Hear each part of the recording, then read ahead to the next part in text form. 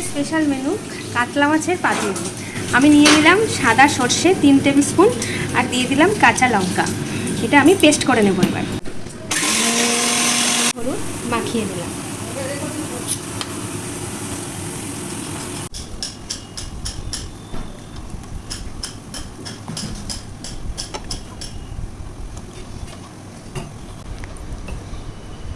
কলা পাতাটার মধ্যে আমি আগে একটু কাঁচা সর্ষের তেল মাখিয়ে নিলাম।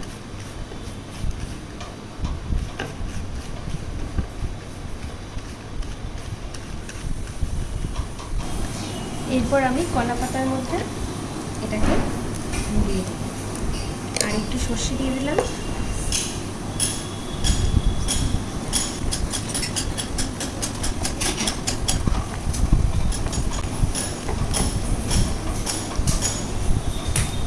একটা করে কাঁচা লঙ্কা দিয়ে দিলাম। তারপর এর উপর দিয়ে আমি একটু সর্ষের তেল দিয়ে দিলাম।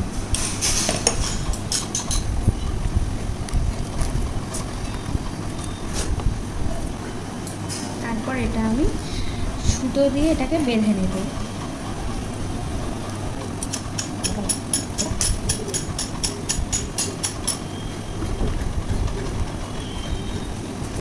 মাছগুলো একটা একটা করে রেডি হয়ে গেল। এবার আমরা এটাকে ফ্রাই করব।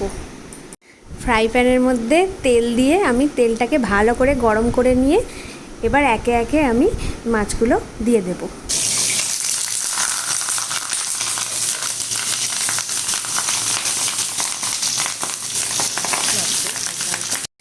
এবার আমি মাছগুলো দিয়ে দিলাম। ধীরে ধীরে মাছগুলো এবার হালকা আছে ফ্রাই হবে। এক এক করে সব মাছগুলো আমি ভেজে নিলাম। আমার কলা পাতার কাতলা মাছের পাতুরি রেডি হয়ে গেছে। এবার আমি বাসমতি রাইসের সাথে এটা সার্ভ করব। এবার দেখো তোমরা, ভাতের সাথে এবার আমি মাছটাকে সার্ভ করে দিলাম। এইভাবে তোমরাও বানিয়ে দেখো, ভীষণ সুন্দর লাগবে খেতে গরম গরম ভাতের সাথে। খেয়ে বলো বন্ধুরা কেমন লাগছে। আজকের জন্য এইটুকুই। লাইক শেয়ার কমেন্ট করবেন আর চ্যানেলটাকে ফলো করবেন।